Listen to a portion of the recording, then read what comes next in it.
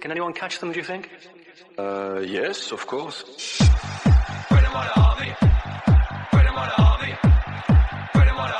Yeah, unbelievable. We didn't expect that. As unbelievable as it sounds, this is another Arsenal podcast, that is the Away Gooners podcast. We bring news and reaction from Arsenal fans from all over the world. Hi everyone, welcome to another episode of the Away Gooners podcast. We've got Deepak and Arun with us. Hi guys. Hello. So it's a very seesaw week as usual, as been with Arsenal. We had a game which we lost against Villareal, which I thought we would lose really badly, but then it was a decent loss, if you can say that. Gave us some chance in the next leg, and then we went to Newcastle, or Newcastle came to us. Okay, whatever.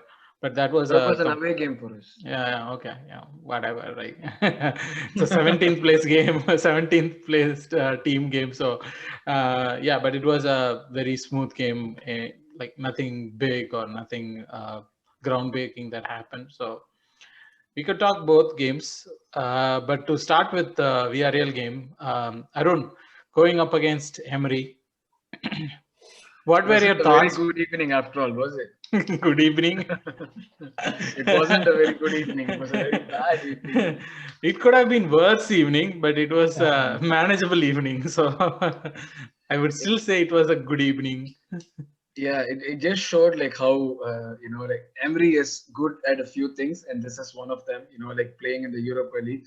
He did fuck up the finals for us, but if you take that out of the equation, he is good at this competition, and he just showed why. Villareal are not like a team that is challenging for the top four or anything. Like when they were playing, but us, we are not either. We are not challenging. Oh yeah, we are not either. But then, like, if you really think about the Spanish league, like how often do you see close competition? This season has been an anomaly, but like, really, how often do you see close competition for the league? So in that situation, like wherever we are and wherever they were is probably like you can say like it's both were in the same situation, like being probably 9th in the English league and 7th in the Spanish league is probably the same. So, but given that, like given the fact that they were not really like they're not an Atletico, they're not a Real, or they're not a Barcelona. Given that, with whatever he had, Emery clearly showed us like how to play a European, or rather how not to play a European game. European games are all, especially if you're going away, it's all about like not having the ball, playing well off the ball, and like taking the pressure, of course, when there's a crowd. But now there was no pressure. But it's what we failed to completely do was like any of that. Like we were horrible on the ball, we were horrible off the ball. It just gave like Emery it made it very easy for him and his team. It just seemed like we weren't trying at all. I don't know if you guys felt the same way too. It just felt like we were not trying. The fact that it was a semi-finals of a European League competition did not seem to have dawned on either the manager or the players. The team that came out was bad. There was no tactic. There was like trying to use ESR as a false nine. I don't know in which universe that is going to work. And then like you have like there's no cohesion at the front. There's like huge gaps in the midfield. I mean, like it just seemed like neither the manager, Arteta probably was trying to like one of these. Oh, I'm gonna just pull a Pep trick on him. I'm just gonna like do something that Pep usually does. But then like Pep has a Bernardo Silva or a Gundogan to play that role, and we have Emery Smith-Rowe. Makes a world of a difference. So it just felt like the team wasn't ready for the game. The manager wasn't ready for the game. They had like, of course, the injuries did not help, but still, whatever the team that you put out should at least be like a bit like a bit reflective of the mentality of the manager and the team. And if this was the mentality, then God bless us, honestly, for the next leg, and we do manage to win it. But my question is, right, like it doesn't there are two things. First thing is that it doesn't have to be, it's a European semi-final, no matter what it is. Players don't need any more motivations from outside or from managers to play the best game that they can. That's the thing, right? When you're in a semi-finals of a competition that is possibly your only choice, only option to play in Europe next season, you're supposed to. Not even that, right? Like not even that. Even if we are in top 4 or even if we are in top 6, if we are in that situation, we expect our team to play well, and the players should take that up. It's a semi-final, right? How often Arsenal has made a semi-final?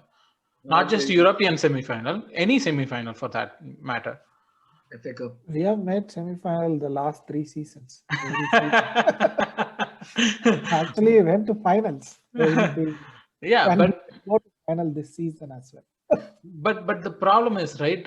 Why is this taking the game seriously, or are they taking the game seriously and we are not seeing it, or is it more with like the players having the fear reaction to it, Deepak? Are players afraid of going on to a semi-final? Are players afraid of big games or something that matters? They are afraid of big games. We have been keep on saying this, like we don't have like a proper leader or a proper character in our team.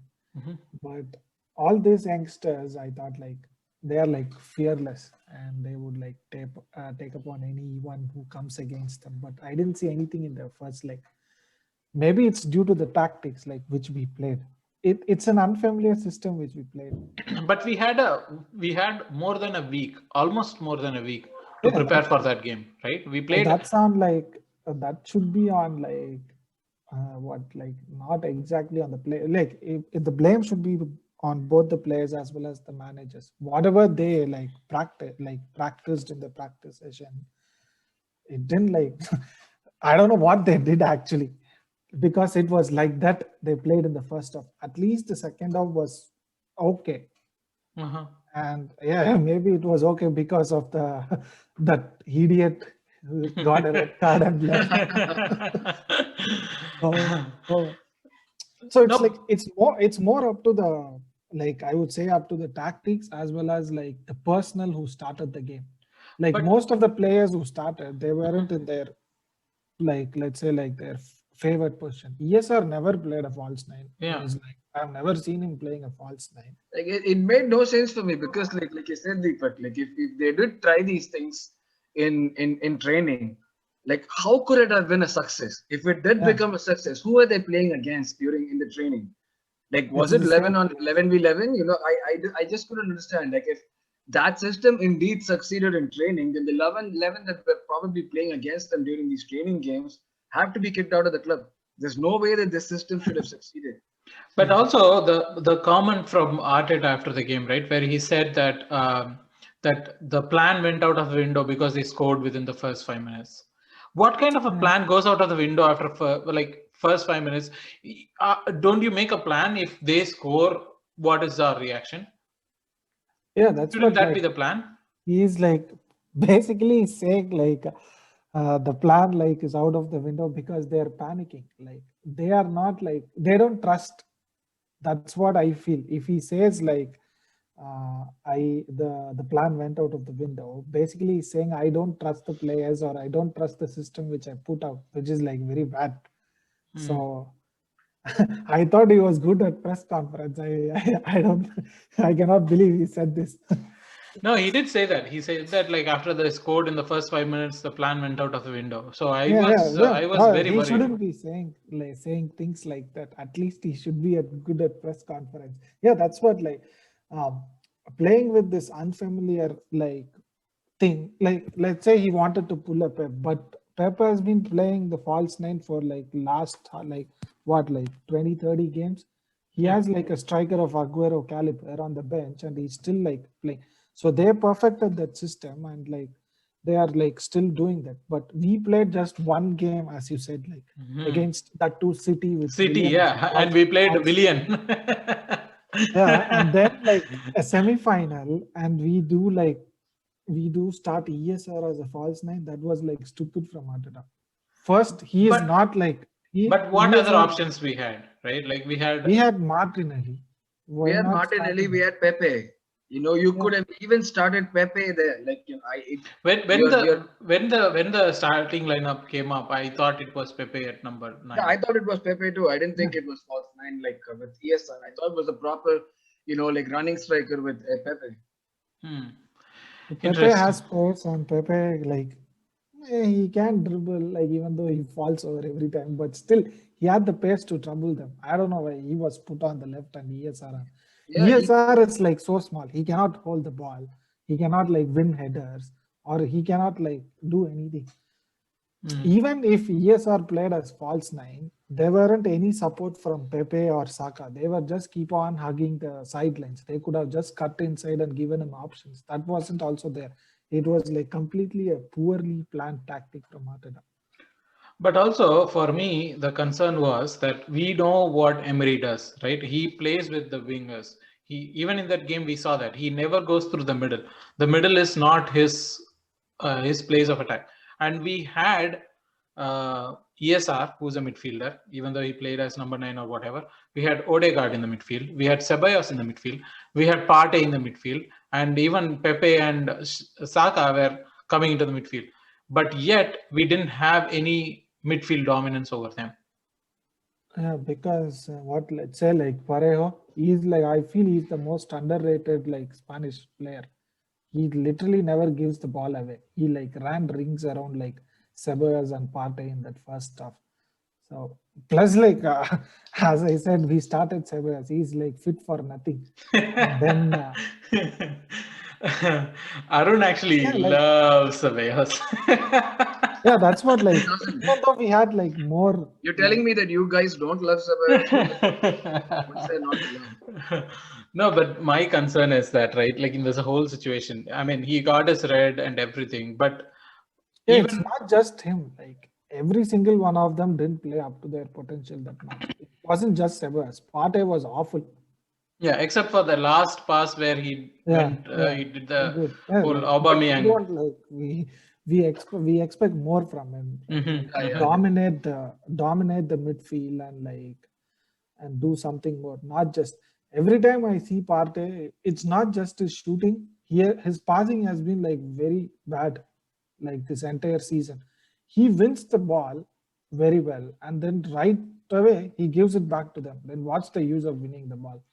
I think it is more. It doesn't have any idea about the weight of the pass, where the players are like, yes, I'm doing all the hard work by winning the ball, and I thought you were here, and I'll just pass 5 feet when the guy is like 10 feet away. Yeah, but that is more with like Partey hasn't played much. He is. We can say whatever, but he had like a lot of games. Yeah, he hasn't like good run of games. We can't keep on simply defending Partey. He has been awful. I don't know. For me, because I see a lot of potential there, he also has proved himself before this.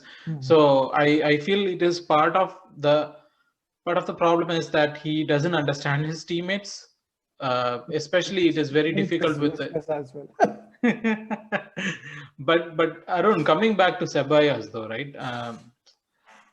Do we really have to talk about him? Yeah, because, I mean, yeah, because the thing is, before this game, there came out an interview which said that he doesn't prefer English game and he prefers going back to Spain, right? And definitely that is something. When someone says that, does that mean like does that make the decision easy for the coach, right? The coach should be like, oh, you don't want to play here? Well, I'll not pick you up. But then he was picked up. It should. Ideally, it should. I agree with you. But if we want to make progressive passes and the options are Elneny and Ceballos, I think even if Ceballos says I'm shit, you have to pick him. No, but we do have other options. We could have played like no, we could have played like put ESR there and then have Martinelli play somewhere else, or we could have played Xhaka up there and played Cedric as a left back.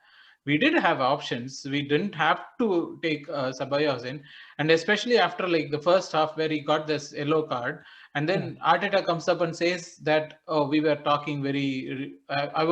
And we saw that he was preparing Martinelli to sub in for Ceballos before Ceballos got his second yellow, right? Why was that not made earlier?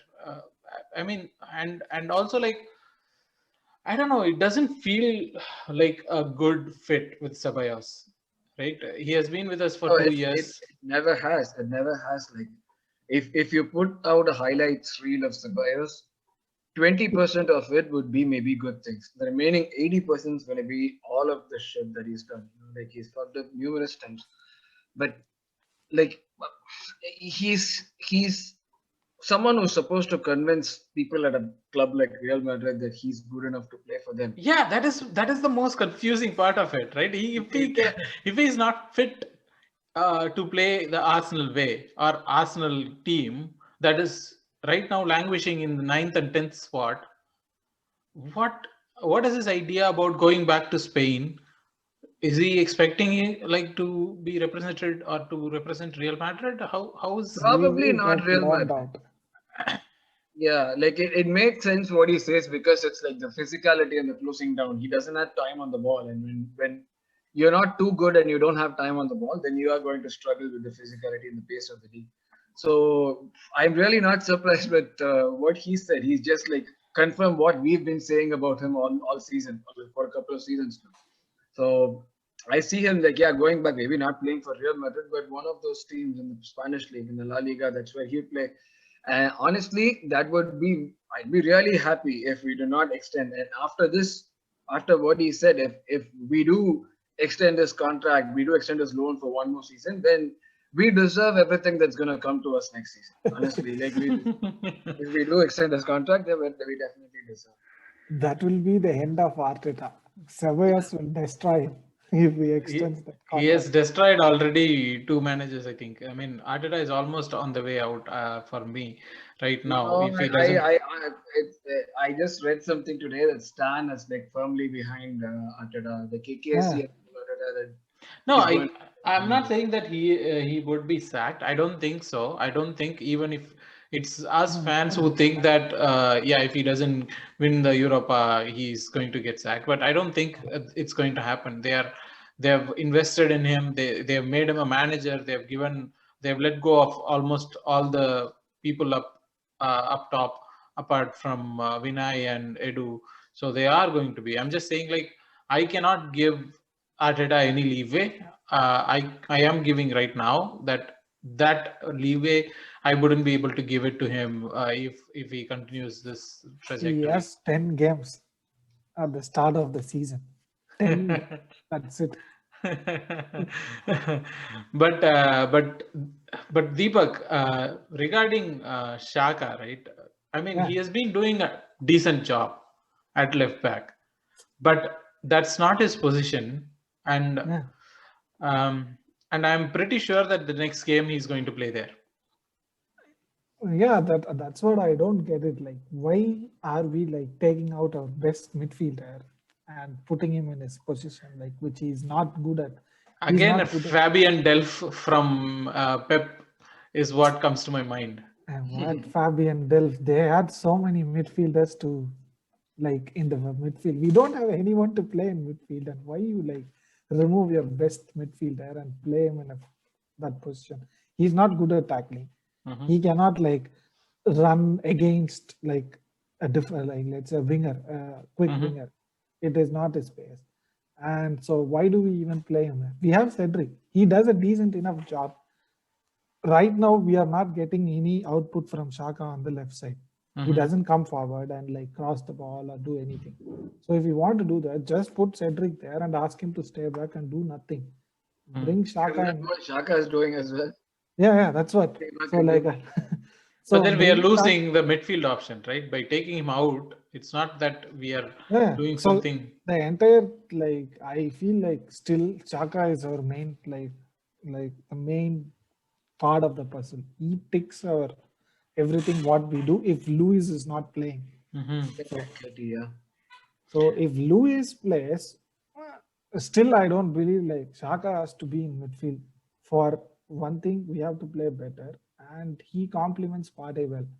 So let's say like we remove Shaka and what are our options? It's El Neni and like Ceballos. We don't want to go there.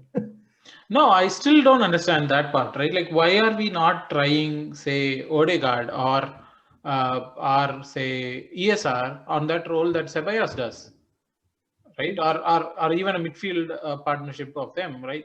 They are not super good. Ceballos at least tackles a little bit what I have seen from him. At least he like puts some effort to go into a tackle and stuff. I don't think like ESR or like Odegaard have that in them. They have never played. I don't think so. They have played in central midfield.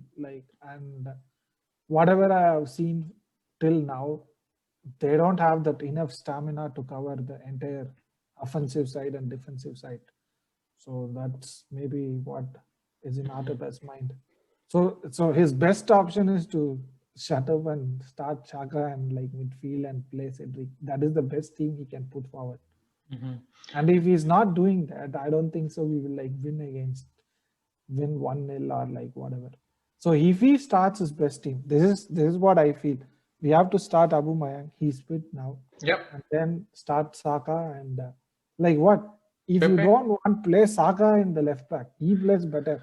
Play Martinelli and Pepe in the wings and start with Aubameyang. But Saka he has not played a lot on left back. He has played as a left wing back in a back three. Right? Anyway, he has not... will be better than Saka in left back. But my other concern is the centre back pairing, right? I mean, Mari had a horror game. Mari had a horror game against Villareal. Yeah. Right? Who else? We have Gabriel. So that's another problem, right? There haven't been a proper settled centre back pairing for us. He has been keep on changing every single game. So that shouldn't be happening. A centre back pairing will develop when they play a lot of games together, which Arteta hasn't allowed for these players to have that game. I don't know why that is happening. But if Lewis is fit, he has to start definitely. But I think he's out, right? Yeah, he's out till for five weeks or something. Yeah. So the best option is Holding and Mari. I've never seen Holding and Gabriel to playing well together. Whenever Gabriel plays with Holding, he always has a mistake in him. I always felt Mari and Holding were better together. But seeing how they played in Villareal, that is also an option. But Gabriel performed well in Newcastle, and we will never know which Gabriel will get, start, and which centre back pairing Arteta will start. That shouldn't be the case going forward season. He has to settle on one player and then move around. But Arun, talking about Arteta's starting lineup though, right? Before the game, he said that Tierney and Lacazette are in contention for the game. And after Newcastle, he's coming up and saying, Tierney and Lacazette are not even in training. Which is true.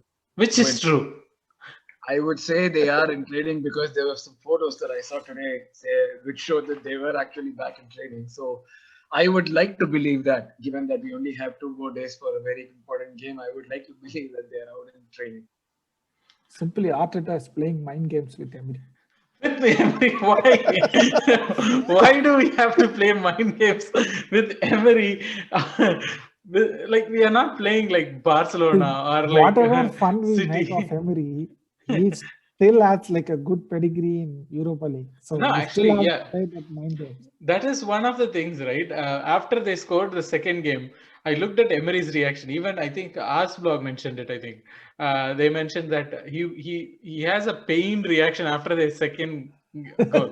Is he still feeling soft for Arsenal, or is he still that's why he brought Coquelin. And I don't know why. There was absolutely no need. I was actually worried when they scored the 2-0 and they were trying. They actually, and I think Leno made a save right after the 2-0. Yeah. I was worried it's going to be 3 or 4 and then there is no way back kind of a game. But then he brought in Coquelin and I'm like, yes, thank you. Thank you for that. So basically, let us back into the game. Yeah. Emery being Emery, not Emery, Bumry, he let us back. But that simple is as that. That is his problem, right? That is one of the problems that we felt, right? He never went for the kill. He always was very offhandish. When we go for, even if we have a lead, even at 1-0, he would just make people to defend.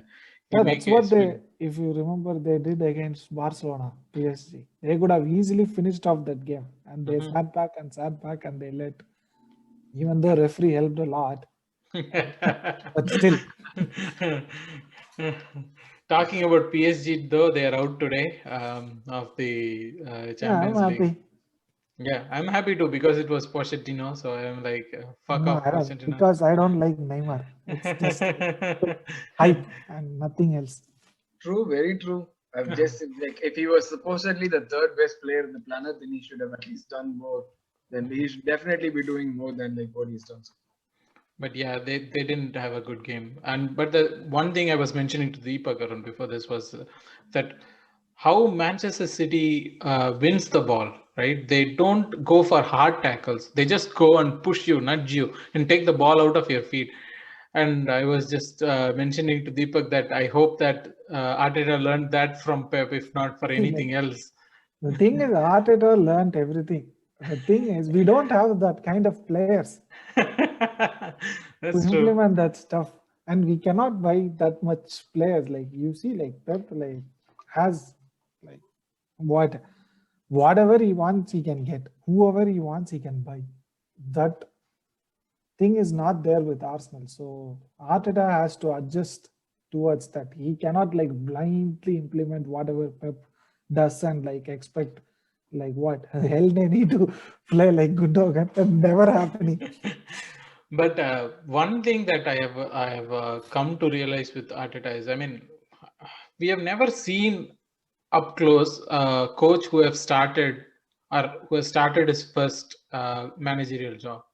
Right, this is first time we are watching someone become the manager for the first time up close, and that is where I think there are a lot of problems that we expect it to be resolved right now, right? For example, the substitutions, being late and everything. I'm confused whether it's are we expecting too much without knowing, or are we expecting our expectations beyond what a first time coach would be able to accomplish? Of course. Definitely, yes. That's the thing. That's why like you have so many people saying Arteta out. If you really like understand what the club is going through, and if you really see that it's a first time manager that we're giving a chance to, you wouldn't be saying Arteta out. Really, you wouldn't be saying Arteta out. So yeah, the expectation, there is no way that we should be expecting so much from a team like this under a manager like this. So there's like it's completely disproportionate, the expectations. Of course, if you have those expectations, if you expect him to like take us to the Champions League in his very first full season in charge, then I don't know what sort of an Arsenal fan you are. Right? Maybe last 15 years, but all that we've seen is like failure after failure, and you're still expecting a new manager to take you to Champions League the first season. You must be deluded. There's no way that that's going to happen. So yeah, the expectations are very disproportionate to what we have and what we could possibly do. I think people are pissed off because we are in like 10th or 11th. That's where we are supposed to be with like I agree that it is not a team that should be finishing 10th, but like this has been a weird season. You know, Liverpool are finishing where they are. So yeah, this season, yeah, that's what. Yeah, so I don't think we have a lot more to discuss about the game against Villareal, unless you guys think of something that we are missing in that game. I mean, when Martinelli came in, it was he had a really good cameo again, and it is nicely poised. I'm very, very scared because it's going to be a home game. The next leg is going to be a home game, and we have to keep a clean sheet or outscore them by 2 goals. Yeah. I think we would win. I think we will win. That's a more positive take than me, because we would win, but at what cost, right? We have to win. Okay, let me say this: we'll go to finals. Okay. But on the other side, though, United just demolished their opponents. Yeah, it's expected. They have like world-class players. They are a Champions League team in a Europa League, right? Yeah. That is true. That is true. But still, if we unless there is some magic that happens, who are their opponents again? Roma, is it? Roma. Yeah. So now like, Mama to Roma. So what is going to happen now? he might have like a good impact there. Like Italian league is not like fast paced like English Premier League. I Yeah, mean, but it's the first game. I don't think. I mean, it'll be the first game No, that he's he'll. no, joining he's only not next season. like next Yeah, season. he's joining only next season. Oh, okay. So So he isn't doing anything now. Yeah, I'm yeah. like, So there that is not match going. is over. There is See, not like, going to be a upset or something. I don't. Shit. if United, like, if you want to win against United, you don't score in the first half and lead them. Just go on level and like go. And that is our specialty. We never score. So Yeah. So if we made it to whatever, like, the whichever team they have played against, and when they have gone like 1-0 or 2-0 down in the half, they simply turn out to another level. yeah. They just batter them out and finish the game right away. Something Ole does. I don't know what he does. Ole is like, for me, he has been the best man manager in this entire season. Somehow he has managed to turn the team around. Yeah, given like he has world-class players as well. Talking about United though, did you guys see the whole protest that happened over the weekend? Like where they had to, reschedule the whole Liverpool game. What are your thoughts on it? More people were watching it than those who were watching the Arsenal and Tottenham games. So people found it more entertaining than either us or our neighbors. So that's fun. Actually, like here in the US, the NBC Sports, they like cut the coverage of Arsenal game and they were showing the protest. What? Not exactly cut. It was like picture in picture. Like the Arsenal game was like shown like at the bottom. And it was shown the United protest. Wow. For me, the whole thing is this protest and everything. Two things that come to my mind. First thing is that I thought United was doing good, right? As in competitively, they are thereabouts. I mean, Arsenal fans having trouble with their owners is given because we are nowhere close to where we want Arsenal to be. Right, but United are thereabouts. They are second. They finished second a couple of seasons ago when Mourinho was there. They got the Europa League. They are not so far away from where they want to be, but still their fans are. See, I mean, they want title. Obviously, that is different. But what I'm saying is, they are not as far as we are to have that much concern over their owners. No, for me, their owners are the worst than Arsenal owners. Oh, really? Glaciers are like, it's really the worst set of owners you can have. They like literally take money out of United and they put them in debt. They are the most revenue generating brand in football. And you don't expect them to be in debt. So they are just taking money out of profits out of the club and they are like still borrowing money from like United. So that's why their fans are more frustrated. I feel they are the worst owners. Arsenal owner is anyway like better. Arun, what are your thoughts on that? Right, like, because for me it was a confusing thing because especially since where they are in the league or where what kind of players. Because our problem with our owners is twofold, No, right? Okay. Because I'll tell you, I'll try to put myself in their shoes, and I'll tell you why they have the problem. You keep telling me that they came second twice, and they won the Europa League. But how far away have they been from the first spot over the last, like, since Ferguson or Moyes left? And you are really talking about a team that has been continuously winning, was continuously winning, and then after a managerial change has not like won a lot. But then how many times in these seasons since Ferguson left have you ever felt that United could be title challengers? No, not really. Not even once, right? That's exactly why they're protesting. It's the same thing as us. But the problem is, right, for us, the problem is very clear that our owners are not investing in players. But they are getting the best players. Like they got Bruno last year. They got Cavani. They got Pogba. They got like Martial, when we went for him, they got really good players. They generate like some 10 times of money what we generate. That's the thing. They don't want to They just stop want to with one invest Bruno. more into the club rather than taking into their own pockets. That's what the United fans are protesting about. So imagine we are there, they are earning some millions, or like they are like the biggest brand in football, and they want like Champions League or win the Premier League with the amount of revenue they are generating. And the owners are just spending what? Bruno, they signed for 50 million. Yes, they have Yeah. spent money, but it's just like peanuts when you compare to the money they generate. Plus, when you know that one Bruno is not like, it's the same problem as us. What we are at least conservative, we can say that we don't have the money and all that. But like what we do is the same thing.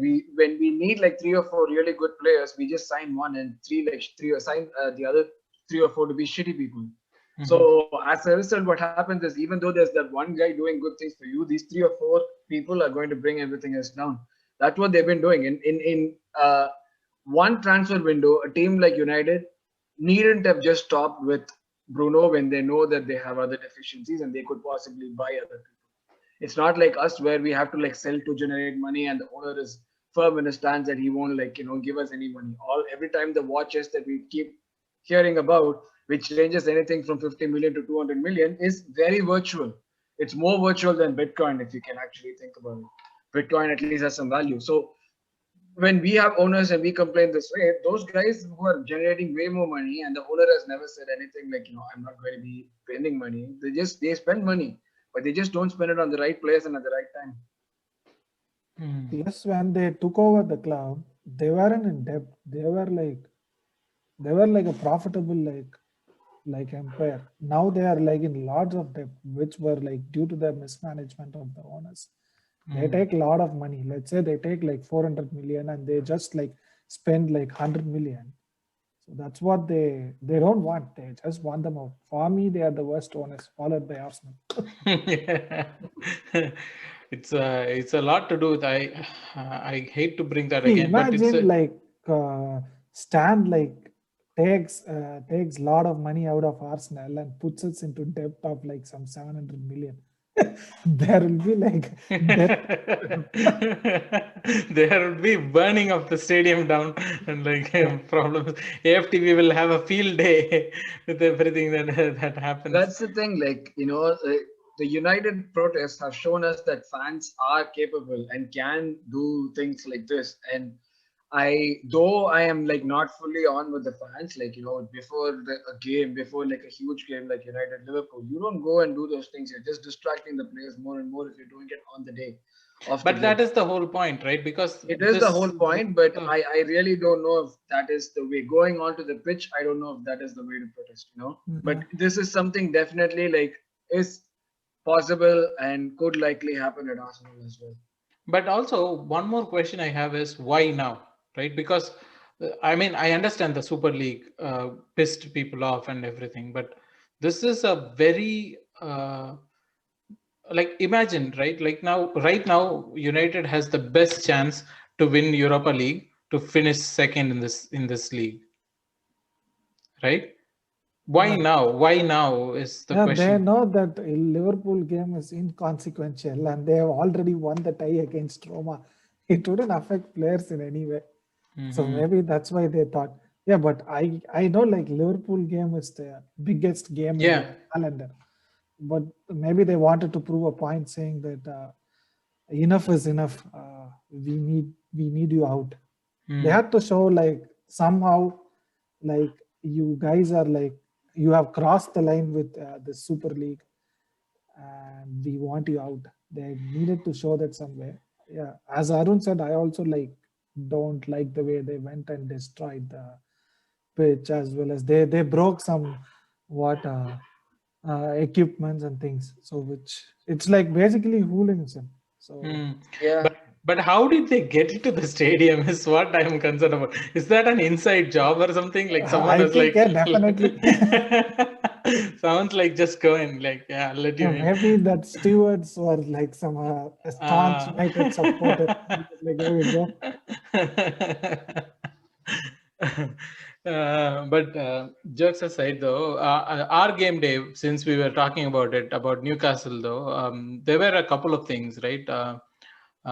With Martinelli having the man of the match performance, and then Arteta coming out and saying, "I love Martinelli more than you guys." Then We are started making like, him say these things. We are making him say these things. But also my concern is that I am not 100% sure that Martinelli deserves a place ahead of ESR or Saka or even Odegaard in that vein, or Pepe. Pepe and Pepe, Saka, Martinez, ESR, fine. Odegaard. Pepe, Saka, yes, sir, I can understand. Odegaard, like, yeah, he can start ahead of Odegaard. Odegaard had like 4 good games. Yeah, So but he got Martinelli. injured and he went out, and after he came back, 2 games he played. He wasn't that great against Newcastle as well. No, He but was that pass was great, right? Like the pass that for the second that goal was that like Odegaard. it was like anyone can play that pass. No, because it was on the wrong foot for Martinelli, and it was. These are the small kind of things which we simply hype up and it was just a decent enough pass which you expect a good number 10 to make. Fair enough. But on the back of that performance, and even in the game against Villareal, right, he played really well. And do you want Martinelli to start the next leg, Arun, or do you want him to be an impact sub? I want him to start the next. Ooh, that's a very good question. If Aubameyang is available, yeah, impact sub. I would still go with Pepe and Saka. Yeah, impact sub. Yeah, I always felt like Martinelli plays a like better as an impact sub. He like keeps on running around and create a lot of chaos. and Not like Gundosi. Gundosi thrives on chaos, but like Martinelli creates chaos. Yeah. The other person who had a really good game was Luis. Unfortunately, he got injured after that. But his last game for the club. That is the thing I was worried about, Arun, actually, because what Luis does, it is very clear the distinction between what Luis can do and how much that could impact our team versus not having Luis, and how much that negatively impacts our team, right? So let me put it this way: Luis is probably our best centre back right now in our club. True. Right, and he's our best ball progressor in our club right now. Best centre back, I don't know. Best ball player. Shaka. But okay, even if we consider Shaka, he'll be the second, right? Yeah, even if we say that. Definitely, yeah. And so, especially since he's out for like, I think 4 weeks or something, 4 weeks or 5 weeks, whatever. Are you expecting, I'm laying out to both of you, are you guys expecting us to sign him back for one more season? Or if not, how do we fill that gap? How I don't think any of our existing centre back can fill what he does. After him, Saliba, that's what we're going to do. I don't know how Saliba plays. After Luis, I think the best passing centre back we have is Mari. Yeah, but he's not good enough, consistent enough and stuff. Yeah, I think that's why Arteta wanted to sign Stones. We have that rumor and stuff. Stones is really like a good ball playing centre back. Now we are not getting him for sure. No way. So yeah, like I think the first thing with who we should sign is a midfielder for sure. Then like a backup left back, and then maybe we can try for a centre back. If not, if we don't find anyone, just at least now extend Luis' contract. Yeah, because like a centre back shouldn't be our first choice. Like a midfielder, a really good midfielder should be our first choice, because I cannot watch this midfielder. Another season of Ceballos and Elneny. Yeah, see, we were renowned for our midfield players. I don't know where that Arsenal. That's what someone said today about like from Yeah, it was Fabregas. Oh, yeah. You mentioned from Fabregas to Santi Cazorla Fabregas, Santi, to. Ozil, and Rosicky to this shit. But yeah, sticking on to Lewis though, that pass for the first goal was really good, and uh, I also thought that Berlin had a decent enough game. Yeah. I mean, not something great, but he didn't do anything wrong either. So Arun, do you think Bellerin is going to have a comeback, or that's No, it? Like, no, please, no.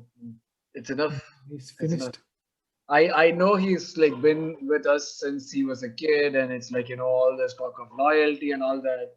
But yeah, he's not going to take us to the next level, honestly, for the good of the club and for himself.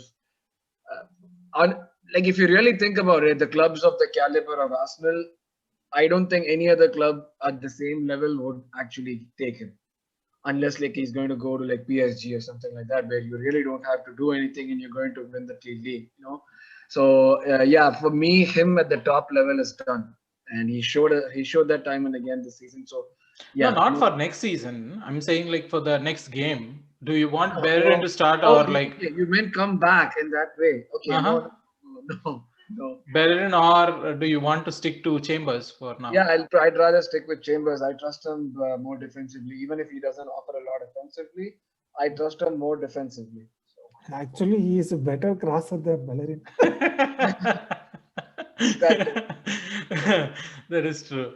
But yeah, I still think that I don't know. I'm kind of stuck because I think I like Chambers, what he does. He's a proper player, someone who is professional, who keeps it very simple. He doesn't try anything fancy or not have a lot of flair and stuff like that. He's a very simple push the ball, cross, or come back and defend kind of a player. But I still think we need someone who's also a little bit flair. Like, the other side, we have Tierney, someone who could match that energy. Basically, like Liverpool has spoiled everyone. Every single one of them. That is true. That is true. We never had that option. Gibbs and Sagna. Sagna was good. Tierney is enough for us. Like we should have like a solid right back who can defend properly. Yeah. That is more than enough for us now. That shouldn't be that should be like fourth or fifth choice in our transfer. Okay. So, but now that Ceballos has taken himself out of the picture, and then so the midfield partnership is either going to be El Nini or it's going to be Cedric and Xhaka moved into the midfield. That should be the starting lineup if we want to go to finals. That's it. I think Arteta will do that. He probably that would also provide another attacking outlet. So very likely to. I think he's going to go with Cedric at left back. But the good thing about the game against Newcastle was that Aubameyang found his shooting boots, and it was Deepak, it was a good finish. No matter what. I'm not like talking about that. I'm just saying we have been saying this entire season. One goal scored. Boy is back. Nothing. Let him go. Let him take us to finals and win us the cup. That's what we gave him 350 for. Not just like score goal against Newcastle. True. Very true. Arun, before we wind up about the predictions, have you seen the interview that Andre gave and all the Daniel Ek whole thing? So seems like it is a genuine thing. But for me, the concerning thing is that such kind of do you remember the Usmanov time when he wanted to buy Arsenal and he was like, okay, I'm going to buy more shares and stuff like that. It was all showy, but it never, at the back, it was like he sold everything back to KSE and went about. He was forced to do that. Yeah, but still, I'm just saying like this Daniel Egg guy, he could have done this behind the scenes. Why bring this up when the whole protest was happening? And then I see that he's an Arsenal fan. I mean, he is an Arsenal fan, but it seems very dodgy for me, the whole thing. What do you think about it? It is. That I don't know if it's dodgy, but like I don't see it happening. That's where I am. Like I don't see it. I don't know if it's dodgy.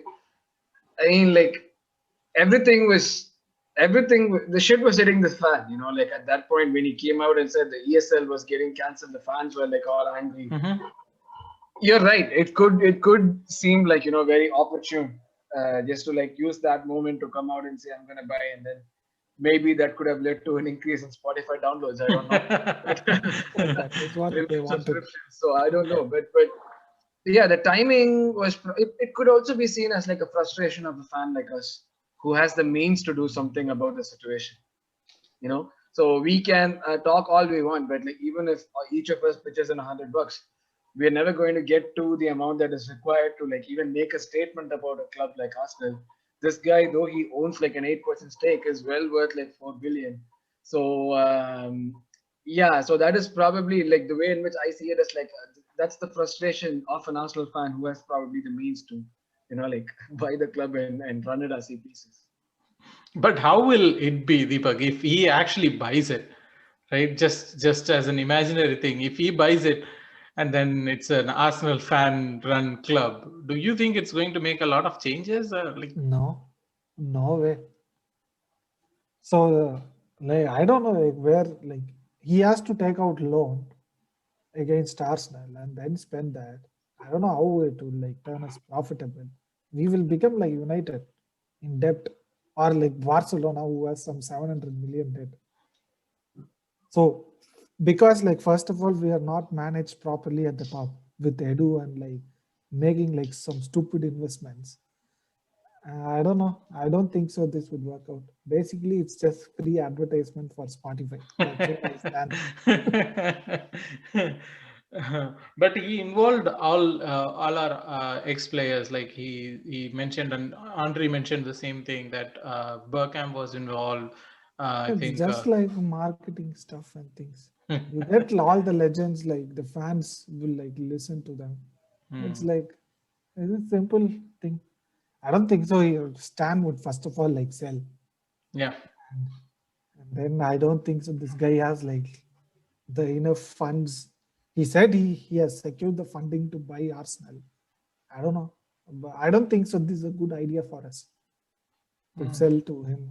Like hope Stans improves and spends a lot. Anyways, it's let's do the predictions. We have the game against Villareal soon. So, and there's one more game for us. Is it the weekend, or do we play? EPL and all, who cares? No, we play on Sunday against West Brom. So West Brom. yeah. Okay. So you guys want to go with the predictions for it? Arun, do you want to go with the predictions first? For the West Brom game? For both the games, Villareal. Yeah, we'll win the West. We'll win both games. Should I say? I don't know. Okay, so we'll win the West Brom game. The stakes are low there. Well, we have to win the Villareal game. I really don't know what to predict here. I don't know. I mean, like I think we'll snatch a 1-0 win against Villareal. Okay. And West Brom, do you have a score predictions? 2-0. Okay. Deepak, what about you? 2-0 for both games. Oh. Yeah, like we have been playing well, like when we are like staring down the barrel this season. So I expect us to turn up and win this game. Always the first time for everything, right? And if we go to finals, we are winning the cup. Not Manchester United. I'm first worried about the Villareal game because I still think that. That's what I put a caveat there. If we go to the finals. No, yeah, I get it, but still, I'm just worried about the Villareal game because Arteta has a tendency of overthinking it. If he keeps it simple, I think we would win it very, very comfortably because as a team we are better quality-wise in a lot of positions than Villareal, but on a strategy-wise and the whole idea of Unai Emery never losing a two-legged tie, those two are certainly against us. There is everything, as Arun said. There is First time for everything as a everything. first time. Yeah. It will happen that someone sent a meme, Undertaker meme, something. That is going to happen. Absolutely. So I do hope that we win both the games and we make it through the next round. Thank you guys for joining today. It's been a nice part. Thank you so much for joining, and hopefully we'll meet after making it to the finals. Bye bye. Okay. Bye. Bye.